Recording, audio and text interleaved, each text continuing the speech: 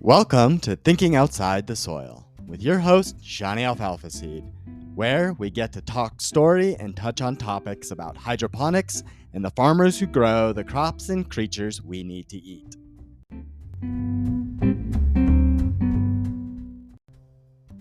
Good morning, and happy Tuesday from the farm.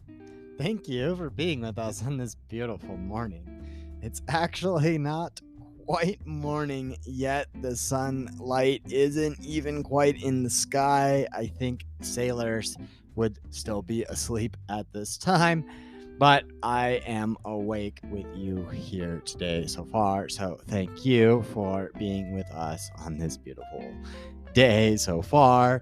Today I wanted to share a little bit more about opportunity costs and the opportunity costs of adopting hydroponic fodder.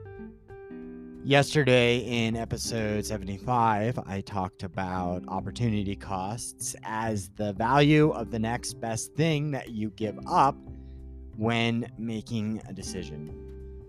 And I think about this a lot because I often get told by farmers that they can figure it out themselves. And while I know that's true because I do myself, I ask you out there, how many hours are spent online or in the hardware store looking for answers or looking for parts?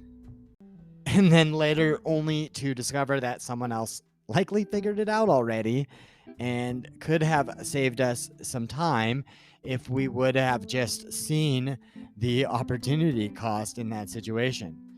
How many hours could be spent farming or selling my eggs instead of being at the hardware store or spent online?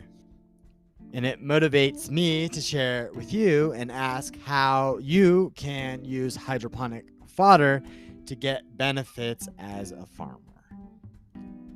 Hydroponic fodder offers a lot of opportunities for us as farmers, but it also gives us a number of benefits, like potentially lowering costs and giving us higher yields.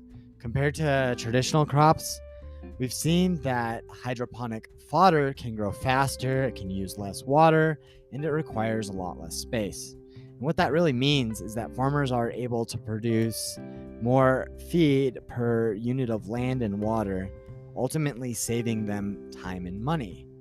When considering the opportunity costs of adopting hydroponic fodder, farmers have to weigh the potential benefits against the costs, like what are the benefits of setting up and maintaining a system versus the costs. Now, while there might be an initial investment required, a lot of that initial capital investment can be offset by those long-term savings in feed costs and increased profits due to higher yields. Hydroponic fodder is showing to be a more sustainable option as it's reducing on-farm water usage, which can be recycled, ultimately making the use of that water a better choice for the environment. And another neat thing is that hydroponic fodder offers farmers the chance to minimize the risks of crop failures by putting their systems in a controlled environment. So with hydroponic fodder, there can be a lot less of risk of things like pests and diseases as the system can be grown inside. And it means farmers can feel at more ease knowing that their crops are less likely to be affected by external factors that they can't control. In short, adopting hydroponic fodder could be a very wise decision for any farmer who wants to control their feed costs, increase their crop yields, and minimize the potential risks that they cannot control. And although there are some initial costs associated with setting up and maintaining the system, those long-term benefits can really outweigh the opportunities that you may forego when going in the soil. But farmers really must carefully evaluate what all of their options are and consider the advantages of hydroponic fodder before making a decision that aligns with their goals and their available resources. I advocate that making an informed decision is essential when considering any new farming technique like hydroponic fodder. And that is all I have for us today on this Tuesday. If you want to learn more about how hydroponic fodder is helping farmers save water, improve livestock quality, and helping us all become better stewards, head on over to thinkingoutsidethesoil.com and get yourself a copy of my book so you don't miss out on becoming part of this next agricultural revolution.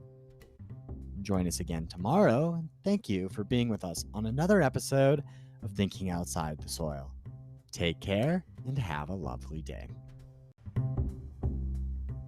Hey, before you go, check out the links below, and if you'd be so kind as to leave a rating and review and follow the show. For those with feathered friends, don't forget to get yourself some of our Blooming Health Farms Chicken Blend Sprouting Mix. This supplemental mix has been shown to give you some of the best eggs with the yummiest yolks. You'll have happy, healthy hens that abandon the feeder and give you eggs with high levels of vitamin A and omega fatty acids.